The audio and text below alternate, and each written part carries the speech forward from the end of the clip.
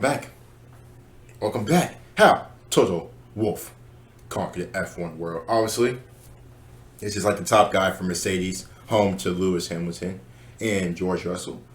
And also, you could say that George Russell has actually had a much better year compared to Lewis Hamilton. I mean, people expected that at the start of the year, but very looking forward to this video. Hope you guys are doing well. Amazing. Also, we don't have a race this weekend. I think we are in Spain next week, so we should be live for that. And that's really it. I don't think I have any announcements or anything. And well, let's just get started. Hope you guys are doing well, man. And let's just start. Let's just start the video. Shout out to my man Josh as well. Always.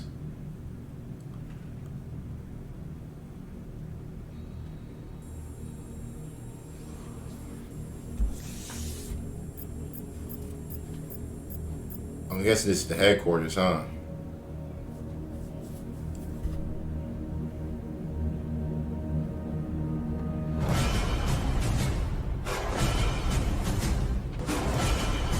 Plus, also saw dude's like 6'5". Like, dude's tall as shit. Dude should be in the damn NBA. Dropping buckets, dropping 20 per game. If you're wondering what the hell kind of drugs I'm on, this is a play on Toto Wolff's nickname, the Totonator. And you can call moi a dipshit over such a name like this, but he's given it for a couple of reasons. The Totonator? Because he's a tank of an Austrian with a strong accent, but because he has ascended to the top of the world in his field. Yet, not a hell of a lot of people know his backstory and his path to Formula One. So, at all. This is it.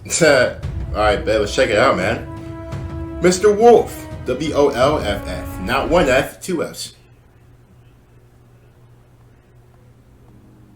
Yeah, I've got to clean my screen. I see some dust on it. You guys obviously can't see it. Hailing from Vienna, Toto Wolff is a man who, despite not growing up in wealth and experiencing the early death of his father, was always savvy to the world of business. His story of selling candles to anti-racism marches of Vienna, whilst also giving a share of profits to the organisers, is defo a source of inspiration. Supply and demand, yay. Although his first exploits in racing came after watching his friend Filipito race at the Nürburgring in Formula 3. At 17 years old, he was captivated by the aura of the paddock and in need of a sport to dump his candle money into. He attended the Volta Lechner Racing School at the Oostenrijk ring and bought a Seat Ibiza to go racing in, after also taking up an instructing role at the driving school. He managed to rope in a bit more funding and the guidance of Volta Lechner to get himself into the Formula Ford championships throughout Austria and Germany. Yeah, Toto Wolff had a racing career for you-know-who. Here's another video idea for you guys to steal. Despite being tall enough to get hypoxia in Holland, Wolff had aspirations of one day becoming a Formula One driver. Cute. But then, he had a eureka moment whilst following Alex Wurz, a dude who did eventually make it to Formula One, during a race in them junior Formula days. He realised at that time that he wasn't good enough to make it to Formula One. Hey, damn. Hey, at least he realized it early. He's like, yeah, I'm pretty shit, I guess. Yeah. Yeah, I guess, wasn't meant to be, but, just a little quick thoughts about obviously selling candles. I think it's like an anti-racism march, which is pretty cool. Candles.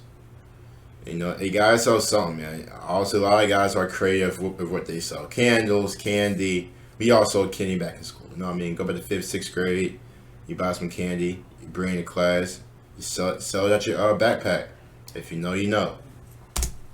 Bummer. But hey, you guys probably won't know. It's probably like a American thing, but on the sport only to be bummed out through politics because that's just how the sport is. Still, he raced on, and 1994 did show some promise with a good start to his Formula Ford campaign and winning in his class in the Nürburgring 24 hours. But after Karl Wandlinger crashed heavily at Monaco, the event after the deaths of Roland Ratzenberger and Ayrton Senna, his sponsor pulled the pin on the operation, and Wolff was left without much funding to go racing again. This was also compounded by Lechner handing him his ass verbally after Wolff donkeyed up and spun into the gravel at Zolder when a short podium was on the cards during the race. On the drive back to base, Lechner told him, "You're a decent driver, and you can make a living out of this, but I think you should go back to economics and do more about your career than a racing driver." He was blunt. Ouch. Damn, he was blunt. Pulling out, as well as Wurz and Nick Heidfeld doing things in a car that he knew he couldn't. He decided to just stop. Also dropping out of university. Wolff then went to work in a bank in Warsaw, which does sound about as exciting as eating glue. For him, it was torture. Poland, he right? wanted to race. Warsaw, he Poland? wanted to be in that paddock again. For him, that was his Giancana. But for the next 10 years, he didn't care about motorsport. He began to chip away at his career in business. But eventually, as you do when you push pencils and deal with other humans, he did need a break from it all. And after trotting the globe, he discovered that generating money through the internet was a viable pathway. But earning money through internet? Whoever does that. So in 1991, he founded his first investment company, March 15th. Wait, he said, wait.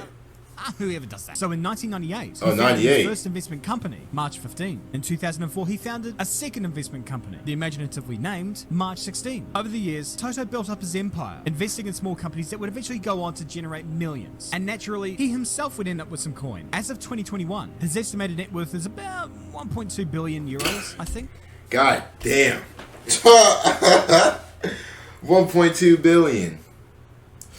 Jeez, I wish. Hey, Somewhere in that region. It's just if y'all had 1.2 billion, man, what y'all doing with it, man? What y'all doing with that? His passion for racing. That's if the opportunity ever came knocking. And in 2001, he was asked if he wanted to compete in a 6-hour race in Czechia and decided, yeah, why not? From there, he fell in love with the sport again. And in between 2001 and 2006, he did everything. GT racing, rallying, touring cars, Porsche Carrera Cup, you name it. In his first full season of GT World Championship racing, he won at Oschersleben and finished in P6 that year in the overall standings. That's what's up. He continued doing decently, keeping up with teammates Philip Peter and Carl Vanlinger thanks to his obsessive studying of numbers and telemetry. And in 2006, would win the Dubai 24-hour race alongside Peter, Dieter Keister, and Hans-Joachim Stuck. Perhaps the more ironic thing to come out of this was a sponsorship deal from Red Bull.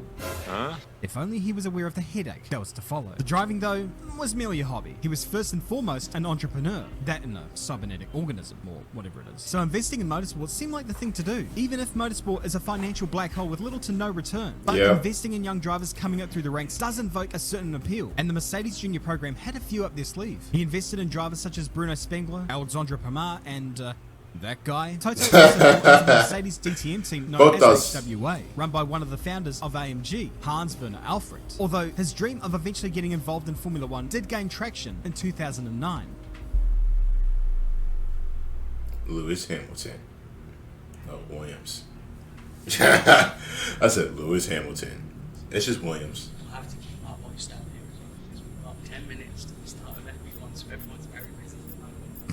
I can't do this anymore. It's just so dumb. Over in Oxfordshire, Frank Williams was in need of financial reprieve for his team, so he began selling some shares in the company and, of course, Totonator snapped this right up and became a minority shareholder within the Williams Formula One team. In 2012, he became the executive director within the team and oversaw the victory of Pastor Maldonado, which, by the way, to this day is the last time Williams had won a race. With all of this going on, Mercedes looked at Toto and thought, how in the hell is this dude doing well and we aren't? That's almost like, what, together, 10 years ago? They were going wrong, and they understood that he understood where they were going wrong. 8, 9, 10 years ago. They offered him a gig. More so than that, they offered him a 30% share in the venture, alongside becoming an executive director of the team. This intrigued Toto, investing in the team that is. So he jumped right into the fire on that one. At the same time, he also took over as head of Mercedes-Benz Motorsport from Norbert Haug, and having sold his Williams shares away in 2004.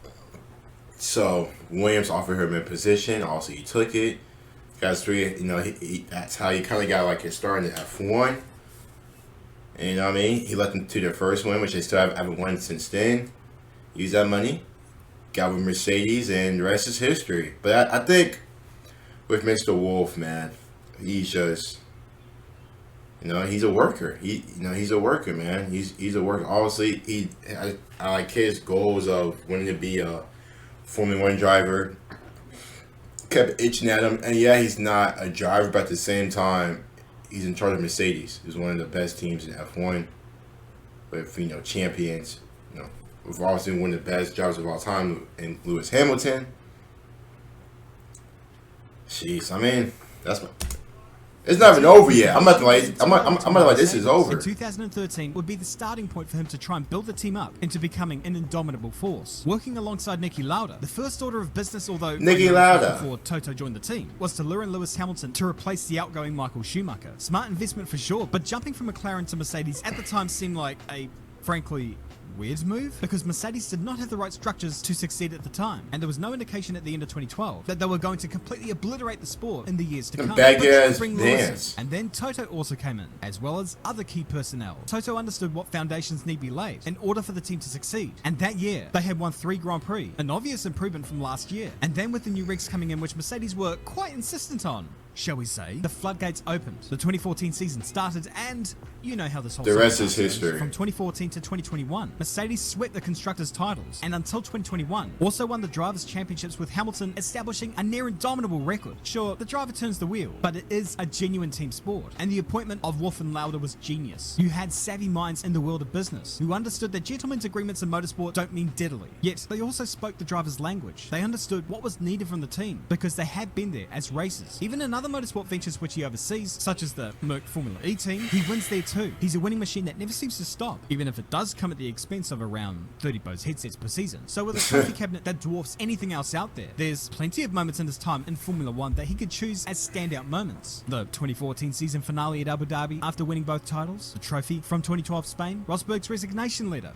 Nah, for him, his standout moment came at the 2014 Austrian Grand Prix. The team had scored a 1-2 with Rosberg winning from Lewis, but third and fourth were also taken up by the Williams team, which he still had shares in at the time, with his pet project finishing out the podium as well, all on the same track which 20 years prior, he was working as a driving instructor, trying to make his way as a racing driver himself. He never achieved his dream of becoming a Formula One driver, but he did make it to this point. It's amazing how it all came full circle, really. Yeah, that's what I mentioned. Like, even though he didn't get to his dreams of being an F1 driver, dude still is like having a hell of a career in Formula One.